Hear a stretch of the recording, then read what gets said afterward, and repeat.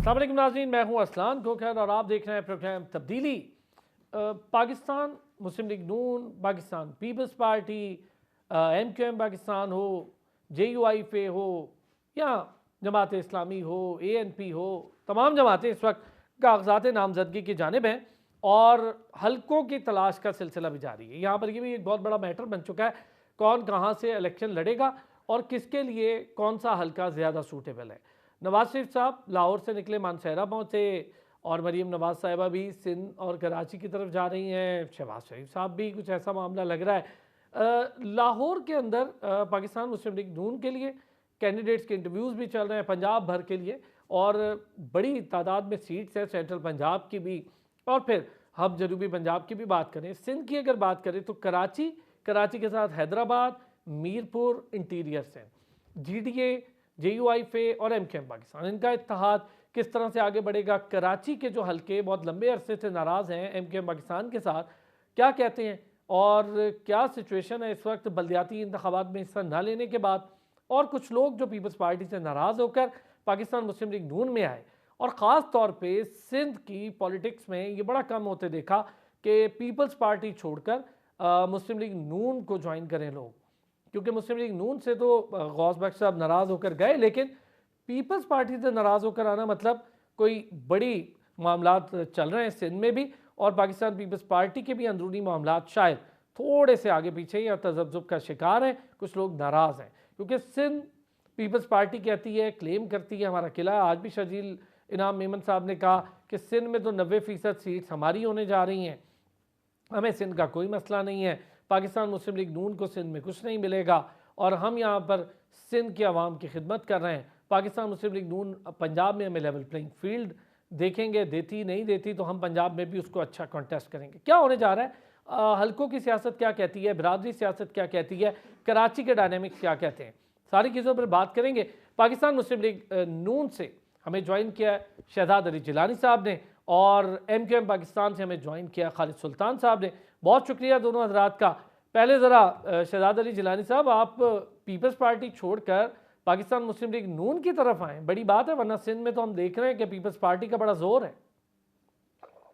जी बहुत शुक्रिया खोखर साहब। आप ने अपने इब्तिदाइये में बताया कि जी लोग नाराज होकर दीगर जमातों में शामिल हो रहे हैं। मैं सिर्फ ये बात कहना चाहूँगा कि हमारे यहाँ मुसलसल एक जो इक़्तिदार में रहने वाली पाकिस्तान पीपल्स पार्टी गुज़िश्ता 15 बरस से, और उसके अलावा अगर पीछे चले जाएँ तो कहीं न कहीं मुशर्रफ साहब का जो डेवोल्यूशन ऑफ अथॉरिटी प्लान था नाज़मीन वाला, उसके अंदर भी वो बराह रास्त ज़िला नाज़िम, जो कि समझा जाता है कि अपने डिस्ट्रिक्ट का चीफ मिनिस्टर, उसमें भी वो इक़्तिदार में रहे हैं और उनके डिस्पोज़ल पे बहुत ज़्यादा फंड्स, रिसोर्सेज़ रहे। लेकिन हम देख रहे हैं कि यहाँ पर कोई ऐसी तब्दीली खातिर ख़्वाह नहीं आई, ना लोगों की ज़िंदगी में, ना उनके हालात-ए-ज़ार में, ना शहरों की कोई हालत बेहतर हुई। हम देख रहे हैं कि जो मेरिट वाली जो पॉलिटिक्स है, जो डेमोक्रेटिक नॉर्म्स वाली जो पॉलिटिक्स है, जो पाकिस्तान पीपल्स पार्टी का किसी ज़माने में वतीरा रही थी, अब उससे वो पार्टी जमात हट गई है। यहाँ पर जो सरमाएदार तबका है उनको फ़ौक़ियत और अवलियत दी जाती है, तरजीह दी जाती है। जो हार्ड वर्कर है उनको सिर्फ आसरे दिलासे दिए जाते हैं। बैड गवर्नेंस के मामलात काफ़ी जो है वो बढ़ते जा रहे थे, और जो आम लोग हैं, हमने देखा पिछले बलदियात में क़यादत जो पीपल्स पार्टी की है वो दावा करती है कि जी हम नए लोगों को लाएँगे, नौजवानों को आगे लाएँगे, लेकिन उन्होंने बलदियात के अंदर तकरीबन 90% जो है वही पुराने लोग जो हैं, जो शायद किसी न किसी की ATM मशीन्स हैं, उन्हीं को वो लाए। उससे जो है वो नौजवान तबका बड़ा मायूस हुआ। इसीलिए हमने भी अपने कैंडिडेट्स को जो है फ़ील्ड किया था इंडिपेंडेंट, जो मायूस हो गए थे पार्टी से। इसके बाद हमने देखा कि हमारे यहाँ जो फ्लड्स आए थे पिछले साल, आपके इल्म में है, बहुत बड़ी तबाही हुई थी। जी तारीखी तौर पे ऐसे हालात ना वाक़यात कभी हमने कभी उनके बारे में ना सुना ना देखा। उसमें लोगों को बेयारो मददगार छोड़ा गया खोखर साहब। लोग दुआएँ दे रहे थे, उनके लिए कोई भी आगे आने के लिए तैयार नहीं था। हमने यहाँ पे काफ़ी काम किया, गाँव देहात तक पहुँचे, गलियों तक पहुँचे, और हमने देखा कि उनसे जो वोट लेके जाते हैं, जी, अच्छा तो जिलानी वो साहब आपकी तरफ है ही नहीं। आता हूँ। खालिद सुल्तान साहब कुछ कहना चाह रहे हैं। खालिद सुल्तान साहब। जी सर। जी, मैं तो ये कह रहा हूँ, मुझे उनकी आवाज़ नहीं है। अच्छा, आवाज़ ठीक से नहीं आ रही जी, कोशिश कीजिएगा ज़रा खालिद सुल्तान साहब को आवाज़ जाए। जिलानी साहब की, खालिद साहब MQM पाकिस्तान बल्दियाती इलेक्शन में तो हिस्सा नहीं लिया, बल्दियाती सिस्टम में से बाहर रहे और उसका फ़ायदा फिर इस जमात इस्लामी को हुआ। अब आपके मेजर इलेक्शंस हैं और पूरे पाकिस्तान में ये इलेक्शन होने हैं। किस तरह से MQM पाकिस्तान प्लान कर रही है? और कराची के डायनामिक्स को देखें, कराची से बाहर हैदराबाद बड़ा मजबूत एक एरिया रहा, फिर मीरपुर बड़ा मजबूत एरिया रहा। किस तरह से देख रही है MQM पाकिस्तान इस वक्त इलेक्शन को? और अब तो कुछ इत्तेहाद भी हो रहे हैं। जी बहुत शुक्रिया कि आपने मुझे याद किया। एक तो मैं बल्दियाती इलेक्शन का बैकग्राउंड आपको बता दूं कि बल्दियाती इलेक्शन में MQM ने बाइकआउट क्यों किया। आपको पता है कि सिंध में 15 साल से पीपल्स पार्टी की हुकूमत मुसल्लत थी, जिसने जो है वो सिंध का तकरीबन बेड़ा गर्क कर दिया और कराची को खंडर बना दिया।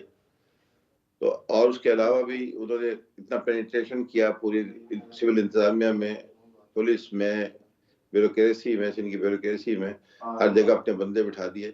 तो उसका फायदा उठाते हुए जो बल्दियाती इलेक्शन की हल्का बंदियां हुई थी, उसमें उन्होंने हमारे हिसाब से 73 हल्के कम बनाए थे। इसका मतलब है कि कराची के तकरीबन 30% के करीब हल्के गायब कर दिए गए थे। और हल्कों की ये सूरत हाल थी कि एक हल्का 24,000 का था, दूसरा हमारे इलाकों में जो हल्के थे वो 90-90 हजार के बने थे। तो इसके लिए हम कोर्ट्स में मौजूद थे और सिंध हुकूमत से भी हमने बात की। और जब हमारा PDM की हुकूमत में जाते हुए मुआहदा हुआ, उस वक्त भी हमने बिलावल भुट्टो साहब के साथ जो मुआहदा किया था, उसमें ये नोट कराया था कि 3 चीजें जब तक नहीं होंगी उस वक्त तक बल्दियाती इलेक्शन जो है वो नहीं होनी चाहिए। उन्होंने उस पर एग्री किया था और जिसको तमाम पाकिस्तान की सियासी जमातें थी, मुस्लिम लीग नून थी, जमीयत उलमा इस्लाम थी, बलूचिस्तान की पार्टी थी, अख्तर बेंगल साहब थे, इन सब ने मुआहिदा किया था, फिर दस्तखत किए थे गवाह के तौर पर। और इसी तरह वोटर लिस्टों का मसला था। वोटर लिस्टें जब आई तो उसमें इंतहाई गलतियां थी, जिसकी हमने पूरी निशानदेही की, प्रूफ पेश किया इलेक्शन कमीशन पाकिस्तान को। तो इन सब चीजों से बढ़ के 140A 18वीं तरमीम में जो 140A की शिक रखी गई थी, जिसके तहत बलदादी इदारों को खुद मुख्तार बनाना था, पीपल्स पार्टी की हुकूमत जो है वो उस पर बल्दियात को इख्तियार देने के बजाय तमाम उन्होंने इख्तियार सल्ब कर लिए थे बल्दियाती को। उसके अलावा तमाम डिपार्टमेंट जो बल्दियात को सर्व करते हैं, आम पब्लिक को सर्व करते हैं, जिसका बल्दियात जो बल्दियाती इदारों के मातहत होते थे, वो सब उन्होंने अपने पास रख लिए थे। तो इसके तहत हमने कोशिशें की, जिद्दत की, कोर्टों में भी गए, असम्बलियों में मसला उठाया। फिर पीपल्स पार्टी के साथ बिलावल भुट्टो, हमारे जो सरबराह खालिद महमूद सद्दीकी, उनके दरमियान एक मुआहिदा हुआ, लेकिन पीपल्स पार्टी ने उन पर अमल नहीं किया। तो हमारे लिए बहुत मुश्किल था कि जब जिन उसूलों की बुनियाद पे हमने मुआहिदा किया था और बल्दियाती इलेक्शन का हम मुतालबा कर रहे थे, वो उसूल ही तय नहीं हुए थे, तो हमने उसूली बुनियादों पे बल्दियाती इलेक्शन में ना जाने का फैसला किया। और ये आखिरी रात की आखिर तक पीपल्स पार्टी से मुज़ाकरात में मौजूद रहे। ये तो इसका बैकग्राउंड था।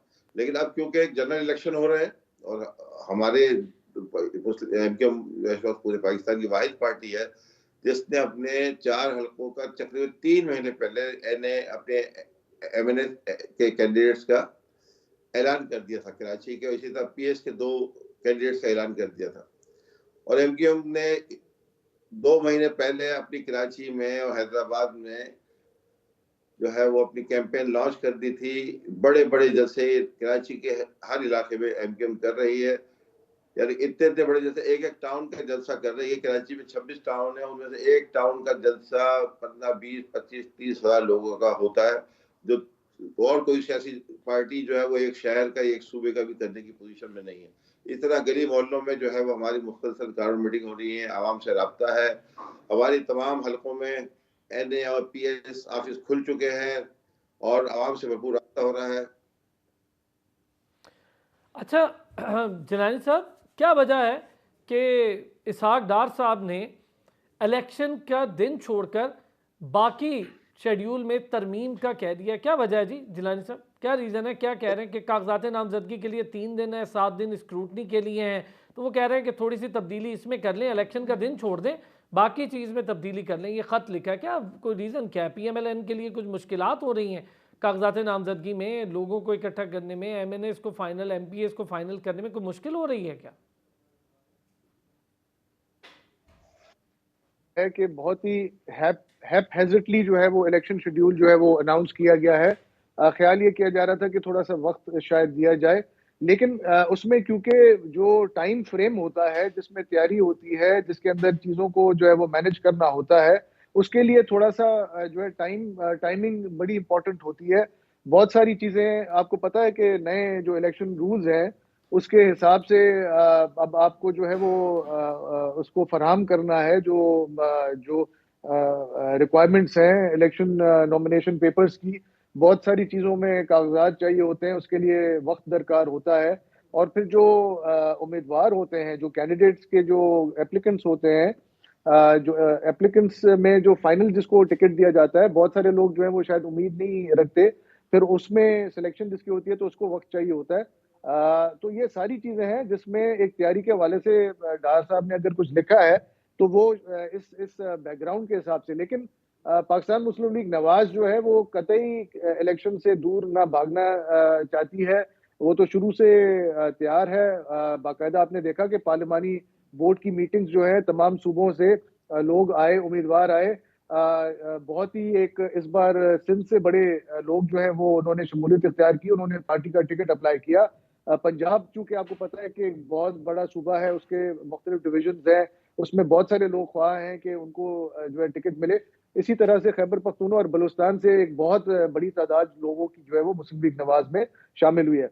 मैं ये बात एक आपको ये बताना चाहूंगा कि जो चीजें जिसको तोड़ मरोड़ कर पेश किया जाता है, हमें हमें हम पाकिस्तान मुस्लिम लीग नवाज जो है कतई इस बात से जो है वो नहीं है कि जी हम कोई बाहर भागना चाहते हैं या हम घबराए हुए हैं। मियाँ साहब से 2-3 रोज कबल जब मॉडल टाउन लाहौर में हमारी मुलाकात हुई तो हमने उनको बड़ा पुरइत्मीनान पाया, बड़ा कॉन्फिडेंस उनमें उनका लेवल बड़ा अच्छा पाया, बॉडी लैंग्वेज उनकी बड़ी पॉजिटिव थी इस हम्म। हवाले से कि जी इलेक्शन में जा रहे हैं और बड़े अरसे बाद जो है जो माहौल 2018 में डिस्टर्ब हुआ उसके बाद एक वापस मुल्क को सही सिमत में अच्छी सेहतमंद सियासत, मईशत, इक्तसादी पॉलिसी और मुल्क में एक रवादारी का जो माहौल है, हम आहंगी का माहौल है, इत्तेहादियों के साथ चलना है। ये सारी चीजें जो हैं उनके जो है वो कार्ड्स पे मौजूद है और उस पर काम भी हो रहा है, कुछ पेशरफ्त भी हो रही है। तो हम कतई किसी भी हवाले से इसमें घबराए हुए नहीं है। मैं खुद यहाँ पर बैठा हूँ डिस्ट्रिक्ट खैरपुर के अंदर और मुझे आप यकीन जानेंगे कि आपको आपके इल्म में होगा कि लोग कहते हैं जी मुस्लिम लीग नवाज का सिंध में कोई वजूद नहीं है। मैं यहाँ पे आपको बता सकता हूँ कि काफी लोग जो है वो इस जो तब्दीली और जो मुतबादिल की तलाश में थे, तो वो कह रहे हैं कि अब हमें शुक्र है कि कोई मुतबादिल मिला। और मियाँ साहब पहले भी उन्होंने सिंध के लिए बहुत काम किया, बहुत सारे मंसूबे दिए और मियाँ साहब को भी ये शिकवा था कि काम हम करते हैं, आप वोट किसी और को दे देते हैं। तो ये जो यहाँ पर लोग जो जिस मजबूरी का सामना करते थे या वो देखते थे कि एक जमात मुसलसल इक़्तिदार में है, सारे रिसोर्सेज उनके पास हैं, अथॉरिटी उनके पास है, पुलिस का निज़ाम उनके पास है, रेवेन्यू उनके पास है, तो लोग अब उकताए हुए हैं क्योंकि यहाँ पर इतना काम हुआ नहीं है। और अब जो है वो इंशाल्लाह अपनी लोगों की नज़र जो है वो मुतबादिल पर है, मियाँ मोहम्मद नवाज शरीफ साहब पर है। शहबाज स्पीड की बात होती है, मरियम नवाज साहिबा जो हैं वो बड़ी एक निडर दिलेर खातून है, चीफ ऑर्गेनाइजर है। तो लोग अब देखें, आप डिजिटल जो कन्वेंशन हो रहे हैं, नौजवान आ रहे हैं, मेरे साथ यहाँ पे बहुत सारे लोग राब्ते में आ रहे हैं कि जी हम आपकी टीम ज्वाइन करना चाहते हैं, पाकिस्तान मुस्लिम लीग नवाज को ज्वाइन करना चाहते हैं, क्योंकि वहां पर हमें सिर्फ अंधेरा नजर आ रहा है, सिर्फ आसरे दिलासे और वही वादे और वही जो वफा ना होते हैं। और मैं आपको एक बात बताऊं कि जिस तरह मेरी आपने इब्तदाइये में एक बात कही थी, तो अगर मुझे इजाजत देंगे मैं उसको जरा मैं इलेबोरेट कर दूं। जी। जैसे मेरा जो मैं आपको एक बात बताऊं कि जो गुज़िश्ता बरस जो सैलाब आया था वो कई घर बहा कर ले गया, वो इसी तरह से मेरी सियासी फिक्र भी बहा कर ले गया। तो यहाँ पर अगर मेरी ये सूरत है कि मैंने फील किया गरीब लोगों का, मैंने हालात देखे और मुझसे रहा नहीं गया और मुझे पीपल्स पार्टी से कोई भी चीज़ तवक्का नहीं थी। हमने तो कोई चीज़ कभी ओहदा भी नहीं मांगा, कभी कोई चीज़ नहीं मांगी, हमने सिर्फ लोगों के लिए मांगा। तो वो अब लोग जो हैं वो भी इसी सोच से कि हमारे लिए कुछ भी नहीं है, आप लोग अपने घर बनाते हैं, अमीर हो जाते हैं, पैसे बनाते हैं, आप ये दूसरी सर्दियां आ गई हैं जनाब, दूसरी सर्दियों में लोग खुले आसमान के तले अपनी जिंदगी गुजारने पर मजबूर है अपने छोटे बच्चों अच्छा, के मैं इस पर साथ। आपसे करता हूँ जिलानी साहब, इस पर आपसे बात करता हूँ। जो सैलाब ज़दगान थे उनके लिए लेकिन पीपल्स पार्टी जो विन विन सिचुएशन बता रही है, अभी आ भी जाएंगे थोड़ी देर में, तो हम इस पे करते हैं ये चीज़ें। अच्छा, मैं बल्कि आ गए, जुल्फ़िकार बदर साहब ने भी हमें ज्वाइन कर लिया, पाकिस्तान पीपल्स पार्टी के रहनुमा हैं। जुल्फ़िकार बदर साहब, अस्सलाम वालेकुम। जी वालेकुम सलाम। बदर साहब, आप सुन रहे होंगे जुल्फ़िकार साहब के पाकिस्तान मुस्लिम लीग नून के जो सिंध से कैंडिडेट हैं वो ये क्लेम कर रहे हैं कि जो सैलाब ज़दगान हैं उनको बसाने के लिए पाकिस्तान पीपल्स पार्टी ने नारे तो लगाए, लेकिन पाकिस्तान पीपल्स पार्टी ने अभी उनके लिए एक प्रॉपर सिस्टम नहीं लॉन्च किया, उन्हें घर भी नहीं मिले कई लोगों को। क्या ये बात दुरुस्त है? बिस्मिल्लाहिर्रहमानिर्रहीम, बहुत शुक्रिया जी, आपने भाई अपने प्रोग्राम में बुलाया है। देखिए, ये अगर ग्राउंड पे जाके हकीकत देखे ना, तो 2 मिलियन से ज्यादा जो घर बने हैं उनको हैंड ओवर कर दिया गया है और उनके अंदर लोगों को बसा दिया गया है। सैलाब ज़दगान बहुत ज्यादा हैं और बहुत सारे ऐसे लोग हैं जिनके घर जो है अभी कंस्ट्रक्ट हो रहे हैं और बहुत सारे ऐसे लोग हैं जिनको घर दे दिए गए हैं। तो अगर ये समझते हैं कि किसी को घर नहीं मिला तो ये बात गलत है। ठीक है, चले कैटेगरी के लिए ये चीज़ आ गई। अब खालिद सुल्तान साहब क्या कहते हैं, पाकिस्तान मुस्लिम लीग नून के जो क्लेम है, आप लोग खुद भी सिंध की पार्टी हैं, क्या कहते हैं? भाई ये पूछ रहे हैं इनसे, बदर साहब से, कि इन्होंने जो कुछ जो घर बनाए वो क्या चांद पे बनाए शहरों में, और वहां पे तो हमें कोई चीज नजर नहीं आती। बल्कि पीपल्स पार्टी ने जितने काम किए हैं सब, वो कहते हैं ना कि एक हाथ से दे मुसलमान का हुआ है ना, इतने ज्यादा मुसलमान है ये कि दूसरे हाथ को एक हाथ से ये देते हैं, दूसरे हाथ को पता ही नहीं चलता कि पीपल्स पार्टी कर रही है। 22,000 रुपए खा गए 15 सालों में, और आज तक सिवाय जो साबुत रोड थे कराची के वो टूट गए हैं, जो गटर थे उनके ढकने गायब हो गए हैं, रोडों पे कचरा पड़ा हुआ है, पीने को पानी नहीं आ रहा, बिजली नहीं आती 10-10 घंटे 12-12 घंटे, लोग परेशान है, रोजगार को तरस गए हैं, हर तरह की जो है परेशानी लायक है। और ये कह रहे हैं कि हमने लाखों घर बना के दे दिए। भाई वो चांद पे बना के दिए हैं। पीपल्स पार्टी को तो बतिया रहा है बढ़ाते खा। अभी 50,000 रुपए जाते जाते शहबाज शरीफ साहब को भी ब्लैकमेल करके ले लिए थे, तो वो पैसों का हिसाब दे कहाँ गए। हर मामले में पीपल्स पार्टी की ये खबर आती है कि इतने अरब रुपए इस काम के लिए मख्तस कर दिए। इससे पहले जो 2 साल पहले बारिश हुई थी उसमें भी इन्होंने जो है वो आफतज़दा कुछ इलाकों को करार दिया। हालांकि उस वक्त कराची सबसे बड़ा आफतज़दा शहर था, पूरा कराची में गले गले तक पानी था, लोगों को खाने, अपने जिनके घर थे वो खाना नहीं पका सकते थे। पीपल्स पार्टी ने वहां एक बिरयानी की थैली नहीं दी लोगों को, और ये कह रहे हैं कि हमने दादू के पे 10 लाख घर दे दिए। भाई कहाँ दिए घर, वो घर भी तो दिखाओ, कहाँ कंस्ट्रक्शन हो रही है, कहाँ जा रहे हैं वो पैसा। ये सब बटेरों के और पीपल्स पार्टी के लीडरशिप के घरों में, इनकी अकाउंटों में और बैरून मुल्क जो इनके इन्वेस्टमेंट है वहां जा रहा है सारा पैसा। और ये भी जो राव अनवर ने अभी पूरी इनकी शफात किए हैं कि वो किसके जरिए पैसा जाता रहा, कौन कौन एयरपोर्ट से उसको क्लियर कराता था, ये सब पाकिस्तान के अवाम का जो है वो खून चूस के जो पैसा इन्होंने जमा किया है, जो खून पसीने की गवाही। अच्छा, मैं चले जुल्फ़िकार साहब साथ हैं तो उनके जरा मौका देते हैं इस पे बात करने का, चूंकि वो खुद है तो अपना मौक़िफ़ ज़्यादा बेहतर तरीके से भी पेश करेंगे और बता भी सकेंगे कि आपके सवाल का जवाब भी ले लेता हूँ मैं उनसे। जुल्फ़िकार बदर साहब जो बात कर रहे हैं इस वक्त खालिद सुल्तान साहब MQM से, वो ये कह रहे हैं कि हम भी यही हैं, सिंध की पार्टी हैं, हमें वो घर नहीं पता है। फिर दूसरा उन्होंने राव अनवर वाले इल्ज़ामात का भी जिक्र कर दिया है। सर, MQM वाले हमारे भाई जो हैं, जो भी बात करेंगे इनकी सुनना हमारा फर्ज है, लेकिन अगर इनको वो 5-5 हजार करके जो लोगों को घर दिए इनको नजर नहीं आ रहे, तो ये फिर मेरा ख्याल से चांद के ऊपर ही देख रहे होंगे जहाँ पे इनका ज्यादा ख्याल जा रहा है।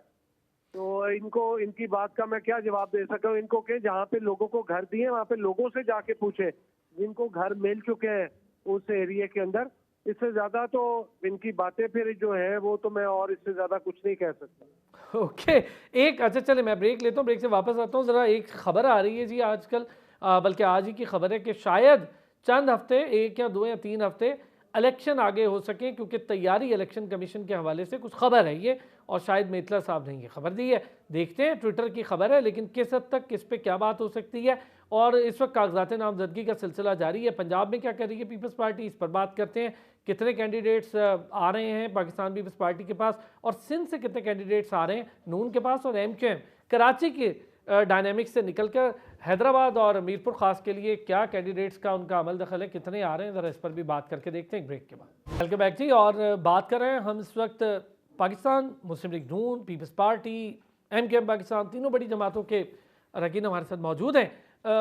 जिलानी साहब, पाकिस्तान मुस्लिम लीग नून सिंध में, पाकिस्तान मुस्लिम लीग नून की स्टैंडिंग क्या है इस वक्त? आप तो चले पीपल्स पार्टी से आ गए इस तरफ, और पाकिस्तान मुस्लिम लीग नून खाली खैरपुर तो नहीं, पूरे सिंध की मैं अगर बात करूँ, कराची की, क्या कर रहे हैं वहाँ पर, और कैंडिडेट्स के इंटरव्यूज़ के सिलसिले में क्या कुछ सामने आया है? नवाज की जो इस वक्त सिंध में जो सूरत हाल है वो काफ़ी बेहतर है, मुस्तहकम है।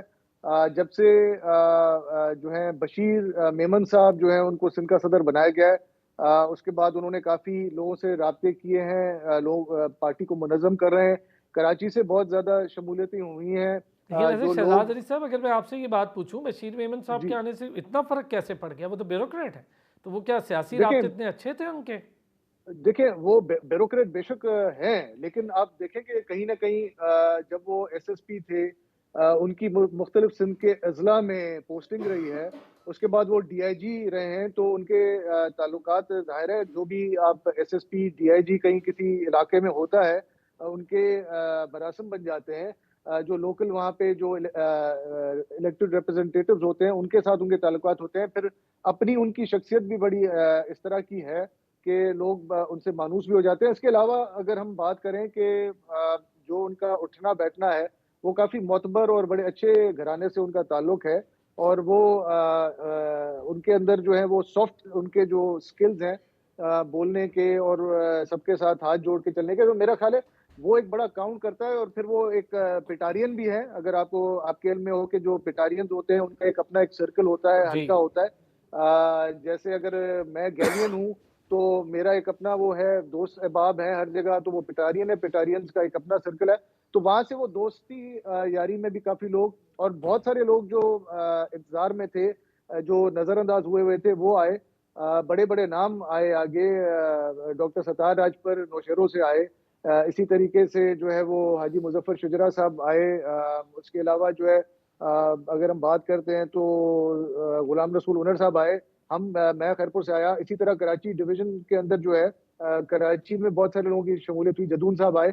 तो लाइक वाइज बहुत सारे इस तरह के हैं लोग जो यहाँ पर जो इलेक्टेबल या उनकी एक अपना असर है। इसके साथ साथ देखें, Pakistan Muslim league Nawaz believes in जो है ना एक एक कोalition और एक जो है अलायंस की, उसमें वो यकीन रखती है। और सिंध में जीडीए है, जीडीए पीर साहब जो है उसको उसकी क़यादत कर रहे हैं, और उनके लोगों से मुलाकातें भी हो रही हैं। सीट एडजस्टमेंट होगी। कराची में जो कराची की सबसे बड़ी जमात है, मुत्तहिदा कौमी मूवमेंट पाकिस्तान, उसका बड़ा एक, आपको पता है कि 2018 में तो खैर डाका डाला गया था, तो वो उनको उनके साथ भी मुशावरत चल रही है सीट एडजस्टमेंट के हवाले से। कहीं उनको सपोर्ट होगी, कहीं हमें सपोर्ट होगी। तो कुल मिलाकर ये जो एक माहौल बनेगा, तो उसमें हम तवक्को रखते हैं कि ठीक है, इंशाअल्लाह मैं आप अज़ीम लोगों से ज़रा आगे सिंध पे आगे तो होगा। डिटेल बात करूंगा ही सर, बलूचिस्तान की सूरत हाल पर भी बात करते हैं। जुल्फ़िकार अली बदर साहब, सरफराज भुगटी साहब, पीपल्स पार्टी में आना को बड़ा फ़र्क पड़ेगा बलूचिस्तान में पीपल्स पार्टी को? जी बिल्कुल, सरफराज बुख्ती साहब एक वहाँ के इम्पोर्टेंट आदमी हैं और केयरटेकर निगरान वजीर दाखिला रहे हैं। बलूचिस्तान से हर शख्स जो अपने अपने इलाके से पीपल्स पार्टी ज्वाइन कर रहा है, उसका अपने इलाके से आना और उसका एक इम्पैक्ट जाना बहुत पीपल्स पार्टी को उसका फायदा होगा, और आने वाले इलेक्शन में भी फायदा होगा।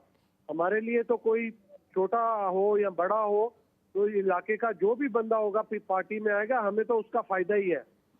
अच्छा जुल्फ़िकार साहब, पंजाब की सूरत हाल कुछ ख़ास अच्छी नहीं लग रही पाकिस्तान पीपल्स पार्टी के हवाले से, क्या देख रहे हैं कैंडिडेट्स के लिए? उधर पाकिस्तान मुस्लिम लीग नून छोटे छोटे इत्तेहाद भी कर रही है, इंटरव्यूज़ भी कर रही है, फिर इस्तेहकाम पार्टी भी वहीं पर खड़ी है, जनूबी पंजाब को कैडर कर रही है, और बड़ा नारा लगाती रही है पीपल्स पार्टी जनूबी पंजाब के हवाले से।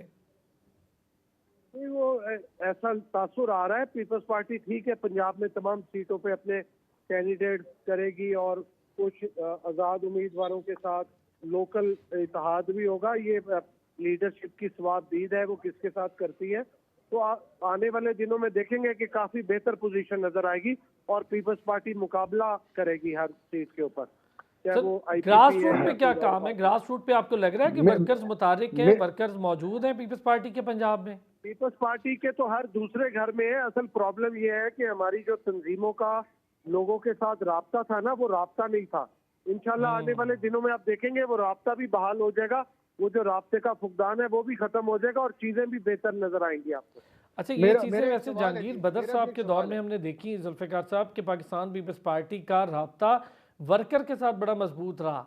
मुश्किल हों हालात जैसे भी हों, जहांगीर बदर साहब ये करते रहे, लेकिन जब से कमर जमान का, और वो लोग और थे, अब ना वो दो रहे ना वो लोग रहे।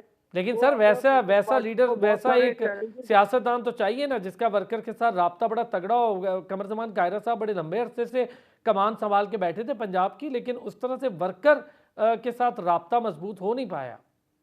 कायरा साहब बिल्कुल बहुत अच्छे आदमी हैं और उन्होंने मेहनत भी बड़ी की, लेकिन उस हिसाब से जिस तरह एक वर्करों को मुतहरक होना चाहिए था और एक्टिविटी होनी चाहिए थी, वो अनफॉर्चुनेटली नहीं हो सकी।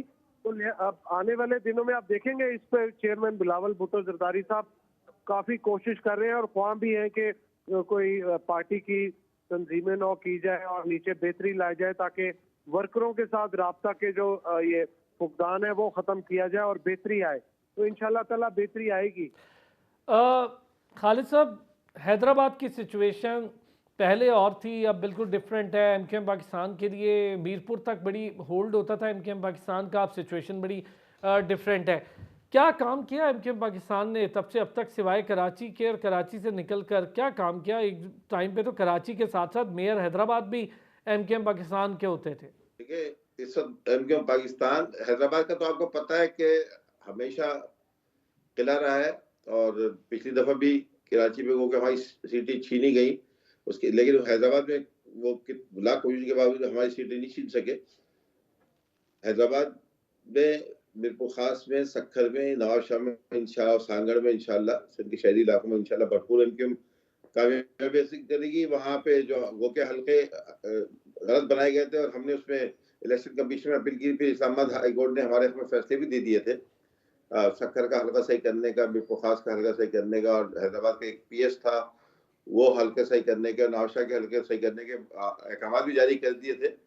लेकिन सुप्रीम कोर्ट ने जब शेड्यूल के हवाले से इलेक्शन कमीशन के दरखास्त कबूल की, तो उसमें ये लिख दिया कि अब हल्का बंदियां जो है वो वही रहेंगी जो शाया हो चुकी है।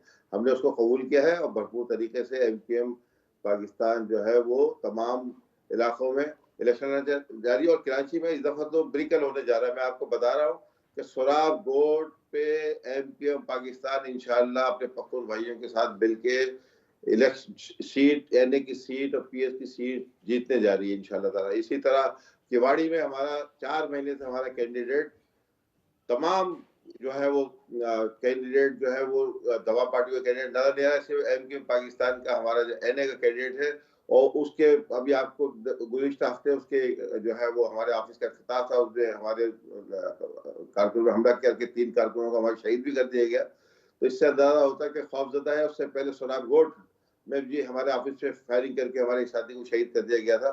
तो ये 3 महीने से हमारी इन इलाकों में तो जो मुखालिफ सियासी पार्टी है वो खौफजदा है। उनको नजर आ रहा है कि एमकेएम पाकिस्तान वापस उसी इंशाल्लाह फतह कामरानी की तरफ जा रही है जो उसका जो है वो हमेशा से खास तौर पर उसका पूरा इम्तियाज रहा है। तो एमकेएम पाकिस्तान, अंदाजा ये है कि कराची की 22 सीटों में से कम 18 सीटें कौमी असम्बली की इंशाल्लाह जीतने के लिए इंशाल्लाह ऐलान करने की तरफ जा रही है, जीत के इंशाल्लाह। तो भरपूर तैयारी है हमारी। कोई पार्टी इस वक्त कराची में नजर आ रही है, उनके कैंडिडेट नजर नहीं आ रहे। हैदराबाद में हमारे इंशाल्लाह कल जो है वो नॉमिनेशन पूरे हो जाएंगे तो उसके बाद कैंडिडेट का मीरपुर की फाइनल क्या ऐलान हो जाएगा। सिचुएशन है खालिद साहब?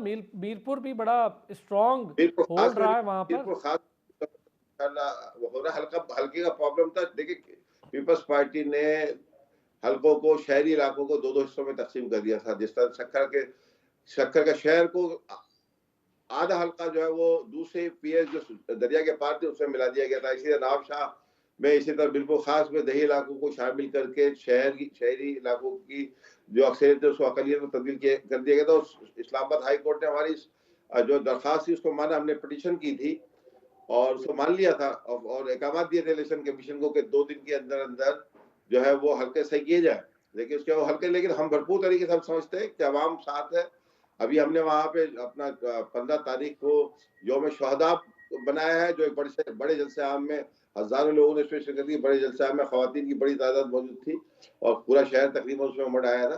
तो इंशाल्लाह बिल्कुल खास में भी जबरदस्त कामयाबी हासिल करेंगे, अब पीएस में खास तौर पे, और एनए में हम अपने कोलिशन के साथ मिलके वो एनए भी इंशाल्लाह ताला हम जीतेंगे, अल्लाह ने चाहा तो। अच्छा जिलानी साहब, क्या वजह हो रही है कि मियां नवाज शरीफ लाहौर से निकल के मानसेरा में इलेक्शन लड़ रहे हैं? हालांकि वो हल्का वैसे बड़ा अच्छा रहा है, अगर रिवायती तौर पर देखें तो बहुत पाकिस्तान मुस्लिम लीग नून के लिए अच्छा हल्का रहा है NA-15, लेकिन लाहौर से इलेक्शन क्यों नहीं लड़ रहे? देखिए, मियाँ साहब जो है वो कहीं से भी इलेक्शन लड़ सकते हैं। मियाँ शहबाज शरीफ साहब जो है कराची से इलेक्शन में हिस्सा ले चुके हैं मुख्तलिफ हल्के, क्योंकि उनकी पॉपुलैरिटी वहाँ पर है और ग़ालिबन वो चाहते होंगे कि यहाँ पर दूसरे लोगों को मौका दिया जाए और वो खुद जो है जहाँ पर सबसे ज़्यादा लोगों ने उनको जो है कहा होगा कि आप इस हल्के से इलेक्शन में हिस्सा लें, एक अक्सरियत राय जो है वो ये पाई जाती है। तो अभी फैसला देखें, नॉमिनेशंस का अभी मरहला है, अभी तो हतमी होगा कि कहाँ से कौन इलेक्शन लड़ेगा। तो अभी तो एक ख्वाहिश का इज़हार होता है कुछ पार्टी रहनुमाओं की जानिब से, कुछ वर्कर्स की जानिब से, फिर असेसमेंट होगी। अभी तो 2-4 दिन, 5 दिन है, तो हतमी तौर पे सामने आएगी बात कि वो कौन से हल्के से इलेक्शन लड़ेंगे। तो मेरा ख्याल है कि इसमें ये बात साबित करती है कि आपकी जो पॉपुलैरिटी है, जो मकबूलियत है, वो इस हद तक है कि आप अगर कहीं से भी अगर आपको कहा जा रहा है कि आप इलेक्शन में हिस्सा लें, तो वो एक चॉइस है कि जैसे मियाँ शहबाज शरीफ साहब ने कराची से इंतखाबात में हिस्सा लिया था और अभी भी वो इरादा रखते हैं। इसी तरीके से मरियम मरियम बीबी को भी जो है वो काफ़ी कहा जा रहा है कि आप कराची से हिस्सा लें। तो अभी हतमी तौर पे जो है वो मामला जो है वो आ जाएगा, पॉलिसी आ जाएगी कि कौन कहाँ से इंतखाबात में अच्छा, कहाँ से लोगों के हिस्सा किस नाराज हल्के होने से का लेगा। सिलसिला भी बहुत ज़्यादा, और बड़े बड़े तगड़े कैंडिडेट्स बड़े नाराज़ हैं। इससे पहले तो खैर चौधरी निसार नाराज़ हुए, उनको मनाकर नहीं लाया गया। फिर अब शाहिद खाकान अब्बासी साहब, और इसी तरह पाकिस्तान पीपल्स पार्टी से भी बड़े तगड़े तगड़े कैंडिडेट्स काफ़ी आगे पीछे हैं। तो इसकी वजूहत ज़रा आप दोनों हजरात से लाजमी पूछनी है मुझे। पहले मैं जुल्फ़िकार बदर साहब से, ज़रा जुल्फ़िकार बदर साहब, मुस्तफ़ा नवाज़ खोकर क्यों नहीं मनाने कोई गया, क्या मामला हुआ? और अब वो ज़ाहिर है पाकिस्तान पीपल्स पार्टी के प्लेटफॉर्म से नहीं लड़ेंगे इलेक्शन, क्या हो रहा है? क्यों इस तरह से लोग नाराज हो रहे हैं? फिर उनको मनाया क्यों नहीं जा रहा लीडरशिप की जानिब से? देखिए, मुस्तफा नवाज खोकर साहब अच्छे आदमी हैं। उन्होंने अपनी मर्जी से डिसीजन लिया, किसी डिसीजन के ऊपर कोई भी शख्स असरअंदाज नहीं हो सकता। उनका एक अपना कोई मौकफ था, पर्सपेक्टिव था, जिसका पार्टी पॉलिसी के साथ कॉन्फ्लिक्ट था, जिसकी वजह से मामला आगे नहीं चला। पीपल्स पार्टी की लीडरशिप ने उनको मनाया। पहले भी 1 साल पहले भी ये वाकया मामला हुआ था, उसके बाद मनाया, फिर साथ जोड़ा, फिर चलाया। लेकिन वो बस फिर वो जब ज़हनी तौर पे तैयार हो गए थे कि पार्टी लीडरशिप और पार्टी पॉलिसी के साथ नहीं चल सकते, तो उन्होंने एक इज्जत से अपना रास्ता ले लिया। तो इसमें पार्टी की लीडरशिप को भी कोई इतराज नहीं था, उनको भी नहीं था।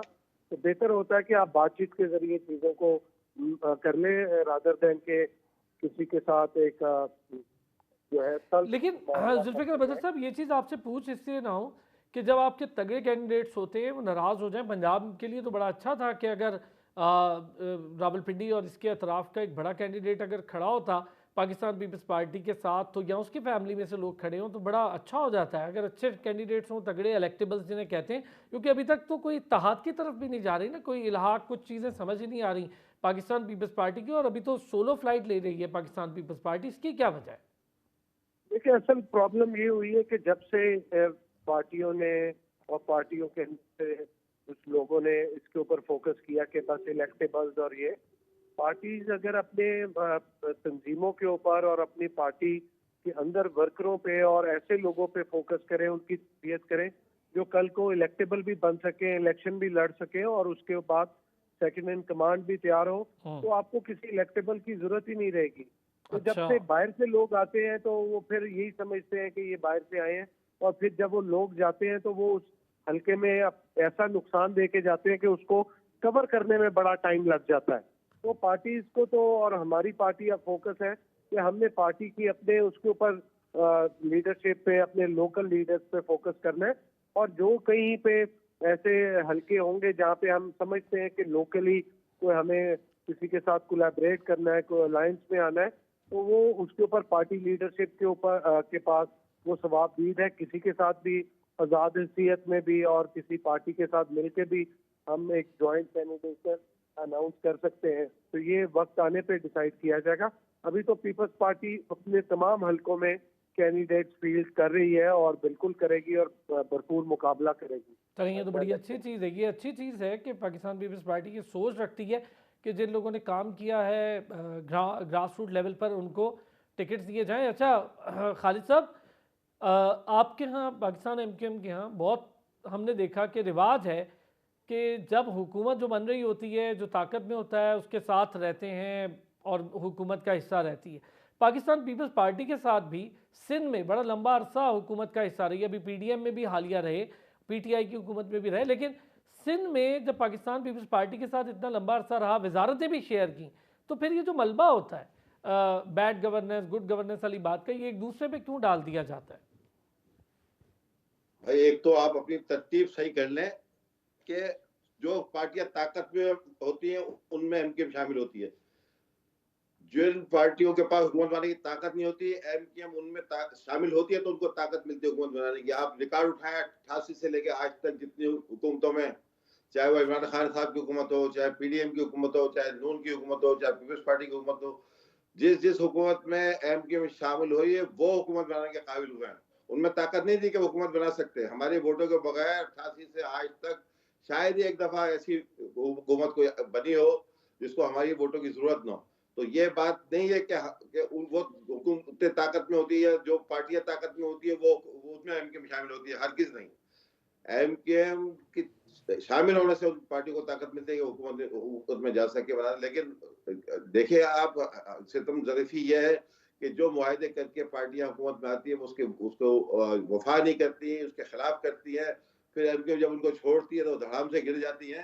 तो अब ये सियासी पार्टियों को सोच लेना चाहिए कि एमकेएम के साथ अगर जाएं तो इखलास के साथ जाएं। या कुदरत के फैसले हैं, क्योंकि एमकेएम उन लोगों की जमात एमकेएम उन लोगों ने की जिनके आबा और अजदाद ने 20 लाख जानों की कुर्बानी देके मुल्क बनाया। तो अल्लाह ने उसके खून की उस कुर्बानी का जो है वो अजर कह लें, इसको सिला कह लें या उसकी लाज कह लें, रखी हुई है कि हमारे बगैर कोई हुकूमत नहीं बन सकती। और अगली हुकूमत भी इंशाअल्लाह ताला मैं आपको अभी से प्रेडिक्ट कर रहा हूँ अल्लाह के फजल करम से, अगली हुकूमत भी एमकेएम की ताकत के साथ अब ताकत में आने की पोजीशन में होगी। तो तमाम सियासी पार्टियों को, और अब इस दफा तो एमकेएम ने अपना बिल्कुल ही निराला और अछूता प्रोग्राम पेश कर दिया है। तमाम सियासी पार्टी के पास इस वक्त कोई प्रोग्राम नहीं है, वो एक दूसरे पे इल्जाम लगाने वाला कोई बात नहीं कर रहा है। एमकेएम ने एक 3 नुकाती आईनी तरमीमी एजेंडा पेश कर दिया है जो आम आदमी का हल है, मसाइल का हल है, उसके पानी, लेकिन सीवेज, खालिद सड़कें, साहब, मेरा पूछने का मतलब ये है कि एमक्यूएम पाकिस्तान पावर का हिस्सा रही, पावर पॉलिटिक्स का हिस्सा रही। बेशक आपकी वजह से हुकूमतें भी बनती रही, ये बात दुरुस्त है कि एमक्यूएम पाकिस्तान के साथ मिलकर हुकूमतें बनना बहुत ठीक है, पर जो मसाइल हैं वो तो जूं के तूं है। वो तो आप लोगों को हर चीज़ की ये जो वजारत कहता है मिल कि गई, उसके एमकेएम बावजूद कराची में पानी का मसला, हाइड्रेंट्स के इशूज़, गैस का मसला और सड़कों के, ये सारी चीज़ें तो वहीं के वहीं क्यों मौजूद है? फिर पीपल्स पार्टी पर इल्ज़ाम तो ठीक है कि आपके जब मेयर हुआ तो उन्होंने भी कहा कि नहीं जी हमें इख्तियारात नहीं मिल रहा है, ये नहीं हो रहा। ये ऐसा क्यों है कि फिर साथ क्यों चलते हैं? बात यह है कि एमकेएम की क्या ये इसको क्या मैं कहूँ कि पाकिस्तान की सतह पे जब भी एमकेएम फैलने लगती है उसके खिलाफ ऑपरेशन मुतसल्लत किया जाता है। एमकेएम का प्रोग्राम इतना स्ट्रॉन्ग है कि एमकेएम ने आम आदमी जो नारे के तहत हम तकरीबन 38 साल पहले हमने एमकेएम बनाई थी, उससे जो है वो तकरीबन 6 साल पहले हमने एपीपीएसओ की बुनियाद रखी थी। तकरीबन हमारी सियासत को जो है वो 45 साल होने को आ रहे हैं, जिसपे हमने एक बुनियादी नजरिया पेश किया कि आम आदमी जब तक असम्बली में नहीं जाएगा, और एमकेएम ने अमली नमूना पेश किया। आम गली मोहल्लों के पढ़े लिखे नौजवानों को हमने असम्बली में भेजा, मेयर बनाया, मिनिस्टर बनाया, सेनेटर बनाया, और ये हमने मिसाल कायम की। और एमकेएम को जब भी मौका मिला, जैसे मेयरशिप 3 दफा मिली है एमकेएम को कराची में, जी, जिसमें फारूक सत्तार का जमाना था, उसमें आपने देखा कराची कितना निखर गया था। फिर मुशर्रफ कमाल साहब को जब इख्तियारात मिले तो कराची दुनिया का छठा बड़ा खूबसूरत शहरों में, उसका मेयर का नाम दुनिया के 2 बेहतरीन तरक्की पजीर शहरों में शामिल हुआ। फिर तीसरा दौर वसीम अख्तर साहब का आया, लेकिन उनको फंड नहीं जारी किए गए, उनके इख्तियार छीन लिए गए।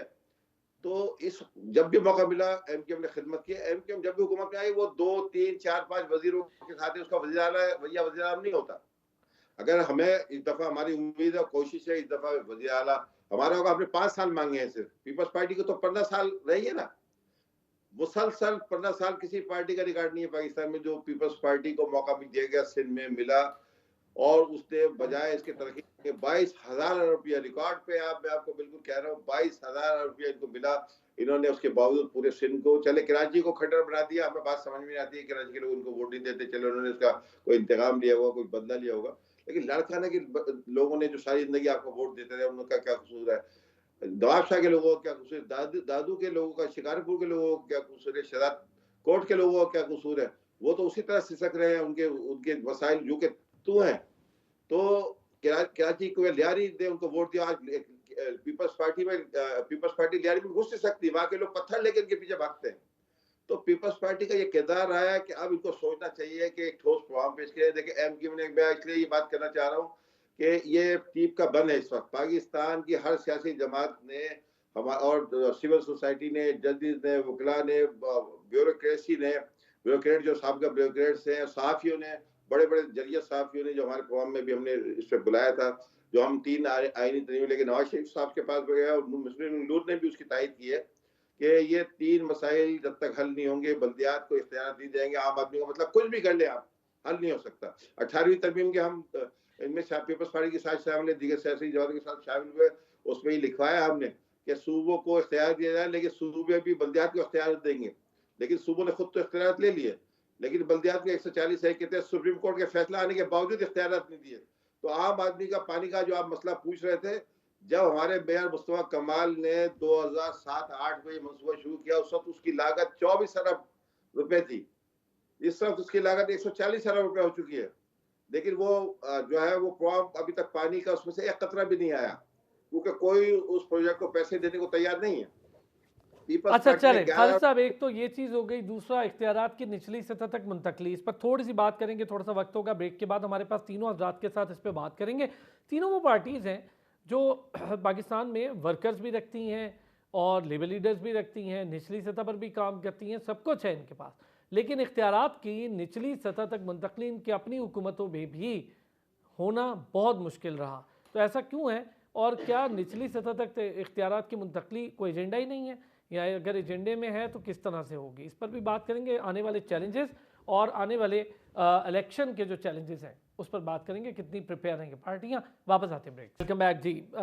Peoples party, Pakistan Muslim League Noon, Pakistan MQM हमारे साथ मौजूद है। जिलानी साहब, एक तो चीज़ पहले आपसे इख्तियारात की निचली सतह तक मुंतकली से पहले आपसे पूछूँ, शाहिद खाकान अब्बासी साहब मुस्तकिल मुख्तलिफ टेलीविज़न चैनल्स पर हमारे ही प्रोग्राम नदीम हुसैन साहब के प्रोग्राम में भी कहकर गए कि ना मुझे रब्ता करना है ना उनको रब्ते की ज़रूरत है, कोई नाराज़गी नहीं, लेकिन बस मैंने इलेक्शन नहीं लड़ना और मेरी फैमिली में भी किसी ने नहीं लड़ना, इस इलेक्शन को मैं ठीक नहीं देख रहा।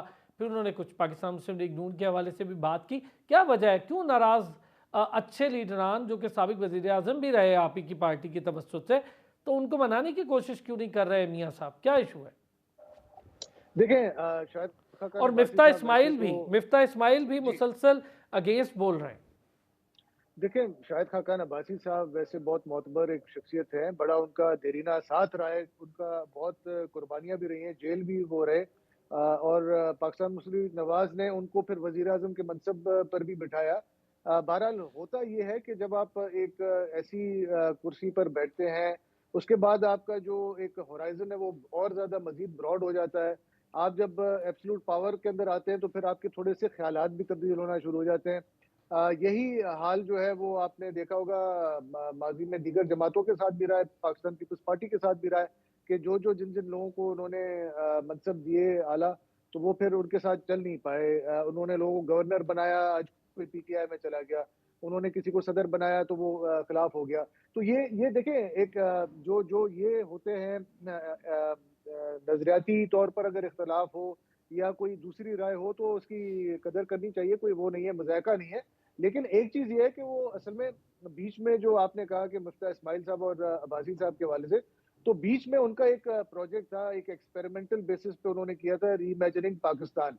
तो मेरा ख्याल है कि वो री-इमेजिनिंग पाकिस्तान के तकरीबन 90% लोग जो है वो दीगर जमातों में शामिल हो गए। अगर 10% जो नहीं हुए उसमें शाहिद खाकान अब्बासी साहब हैं, मिफ्ता इस्माइल साहब हैं और सिंध के साबिक वज़ीर आला जो हैं उनके बेटे जो हैं वो रह गए हैं। बाकी तकरीबन सारे जो हैं वो जमातों में चले गए। तो अब कहने का मकसद ये है कि ये सारी सूरत हाल जो है इससे कतई ये तासुर नहीं लेना चाहिए। अगर वो नहीं हिस्सा लेना चाहते, वो अपने नहीं समझते कि उनकी सोच में कोई फ़र्क आ गया है, तो ये उनका जमहूरी और बुनियादी हक है, ऐसे किसी को कोई प्रॉब्लम नहीं है। रहा सवाल आपने इससे कबल पूछा था चौधरी निसार अली खान साहब का। देखिए चौधरी निसार साहब जो हैं उनका भी कोई ना कोई मामला जो है वो हमेशा एक बीच में वो जो है वो एक किरदार अदा करते थे और वो कभी-कभी चाहते थे कि जो बात कहीं से आ रही है तो उस पर मनोवन जो है वो अमल किया जाए। लेकिन ज़ाहिर है मियाँ मोहम्मद नवाज़ शरीफ साहब की एक जो उनका विज़न है, उनकी जो लीडरशिप है वो बहुत सारी चीज़ों पर जो है वो समझते थे कि इसके दूर तर्स जो नताइज निकलेंगे वो कोई अच्छे नहीं होंगे।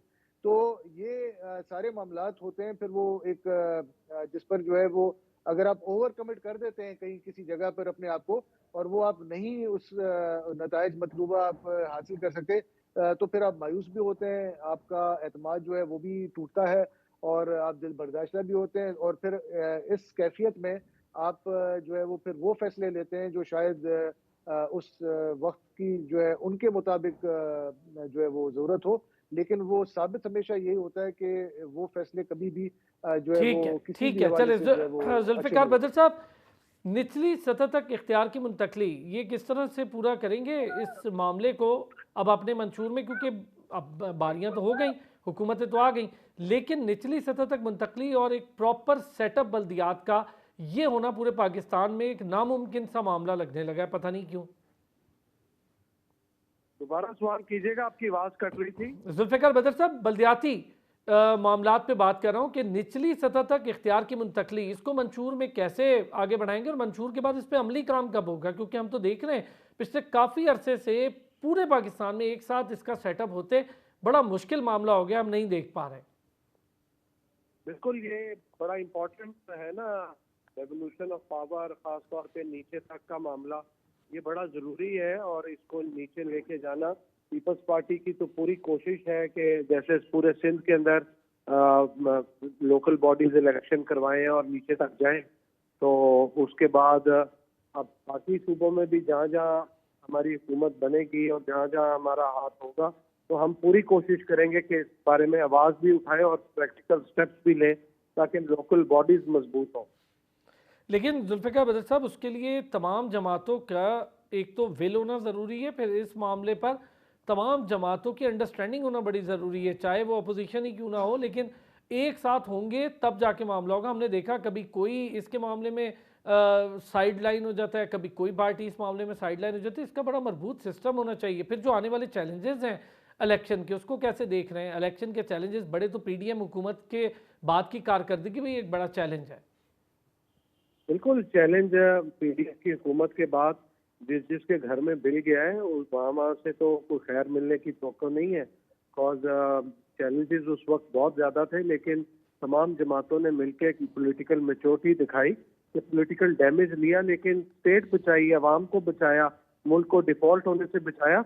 लेकिन अब तमाम जमातों ने जाके अपना अपना इलेक्शन अपने अपने जमात के निशान पे लड़ना है, पार्टी के निशान पे, और पीपल्स पार्टी एक इंडिपेंडेंट पार्टी है, वो भी जाके अपना निशान के ऊपर इलेक्शन लड़ेगी। और जो भी परफॉर्मेंस दी है सिंध के अंदर या जो पॉलिटिकली पहले माजी के अंदर जो चीजें बेहतर की हैं मुल्क के लिए, उन तमाम के ऊपर जाके इलेक्शन लड़ेगी और अपना बताएगी कि ये हमारा कारकर्दगी है और आइंदा हमारे ये प्लान है, इसके ऊपर आप हमें वोट दें। आवाम जिसको समझेगी वोट देना है, और इस मुल्क के अंदर आवाम जिसको वोट दे वो जीत के आए, हुकूमत में आए वो कोई भी हो।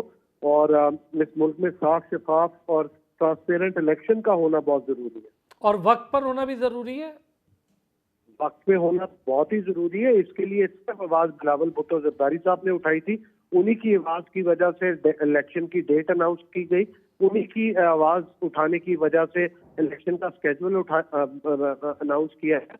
और अभी हम एक ही चीज पे बात करेंगे कि इलेक्शन जो है फ्री फेयर ट्रांसपेरेंट हो और टाइमली इलेक्शन हो, इसको आगे ना लेके जाया जाए। क्या कहते हैं जी खालिद सुल्तान साहब, चैलेंजेस आने वाले इलेक्शन के?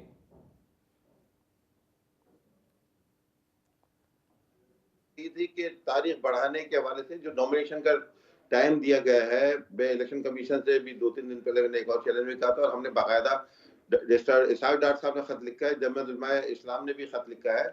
तो हमने 19 तारीख को इलेक्शन कमीशन ऑफ पाकिस्तान को बाकायदा खत लिखा है कि बकाया शेड्यूल तो आपका ठीक है और इलेक्शन डेट तो हम बिल्कुल भी हरगिज़ आगे बढ़ाना नहीं चाहते, सिर्फ जो नॉमिनेशन पेपर दाखिल करने का टाइम है वो 3 दिन बहुत कम है, क्योंकि एक एक हल्के में 20-20, 25-25, 50-50 कैंडिडेट तक वो कागजात नामजदगी दाखिल करते हैं।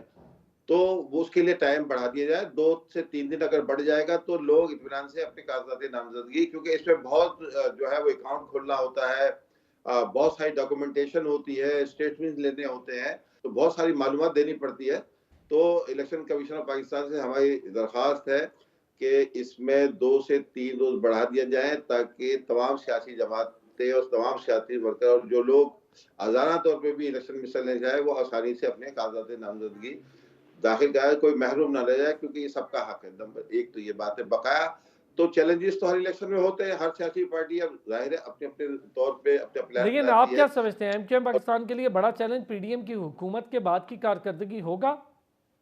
देखिए, ये अभी बात सामने आई थी और ये हमने जब हम हुकूमत में गए थे उसी वक्त हमने कह दिया था कि इस वक्त हम अपनी सियासत कुर्बान कर होती नजर आ रही है हमें। हम बड़े सियासत में जा सकते हैं, लेकिन उस वक्त पाकिस्तान की माशी सूरत हाल ऐसी हो गई थी कि उसको अगर हम नहीं संभाला देने के लिए हुकूमत शामिल नहीं होते तो पाकिस्तान बादल में कहूँगा मेरे मुंह में खाक के बहुत बड़े नुकसान में, बहुत बड़े टर्मोइल में चला जाता।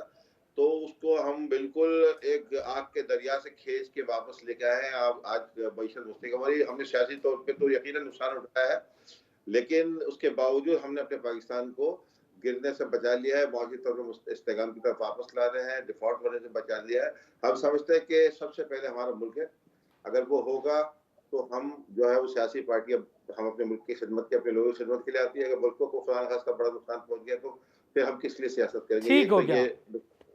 इसके बहुत शुक्रिया खालिद सुल्तान साहब, पाकिस्तान एमक्यूएम के रहनुमा हमारे साथ मौजूद थे, और शहजाद अली जिलानी साहब पाकिस्तान मुस्लिम लीग नून से, जुल्फ़िकार अली बदर साहब रहनुमा पाकिस्तान पीपल्स पार्टी हमारे साथ मौजूद थे। अब तक के लिए इतना ही। तब्दीली प्रोग्राम से दीजिए इजाज़त, अपना ख्याल रखिएगा।